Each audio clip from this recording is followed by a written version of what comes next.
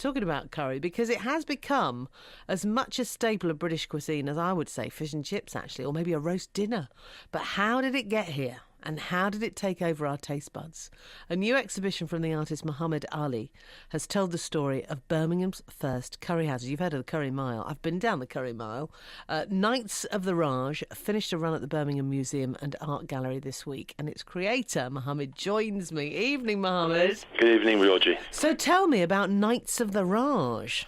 The Knights of the Raj is the story that Britain was never told, really. It really is the untold stories of those very curry pioneers that sold curry to Britain, and really the backstory behind it all, about how these mostly men of working class background from the country known as Bangladesh, and actually not India, because the good majority of, I would say 85-90% at one point, were these so-called Indian restaurants were run by immigrants like my father, who came here in the 50s and transformed cuisine in Britain. And as you know, chicken tikka masala became, the national dish. So this exhibition really captures their story and presents it in the historic museum so that it can be permanently recorded as part of British history now.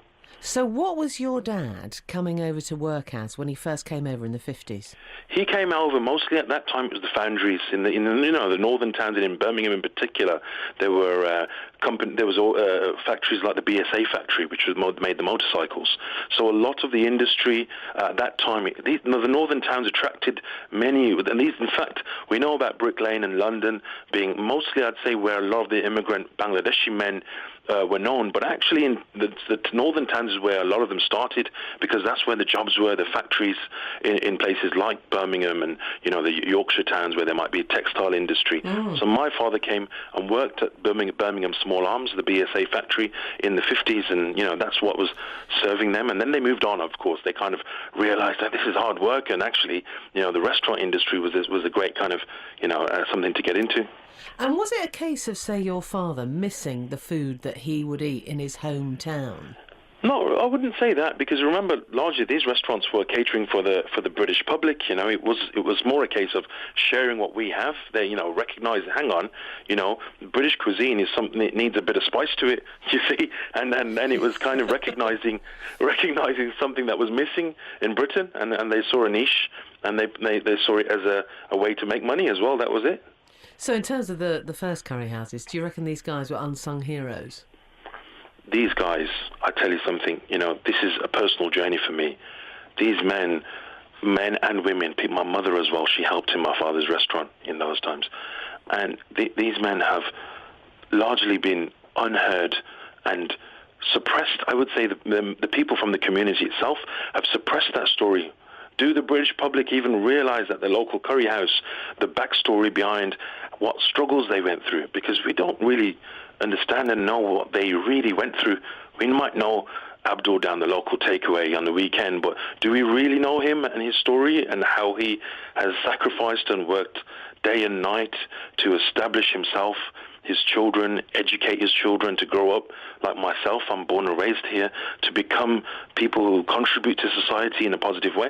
I think that story needs to be told, because people don't really realize that actually the curry industry is something that has created something quite remarkable that the British public should be aware of. How much of a struggle was it for your dad then? I tell you, my dad, I didn't hardly see him, I tell you that.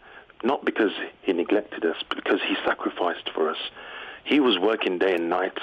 The restaurant industry, and I think your listeners will be very aware of this, that restaurant, you will find it open 7 days a week. My dad's restaurant, when he had it, my late father, it's been 9 years now, he was open 364 days in a year. On Christmas Day was the only day he was closed, right? And even then, we'd say to him, Dad, you've got one day off. Just relax at home. And you know what he'd say? No, son, I've got to go in just in case. Check on the pipes, they might have been frozen over. Oh, Mohammed, well, I think it's great that you managed to tell part of your dad's story. And thank you for joining me tonight. It's lovely to talk to you. Yeah, no, thank you, Georgie. It's great stuff. Muhammad Ali. And his exhibition, his artworks, Knights of the Raj, finished at the Birmingham Museum and Art Gallery this week. Sitting in the morning sun, I'll be sitting when the evening comes.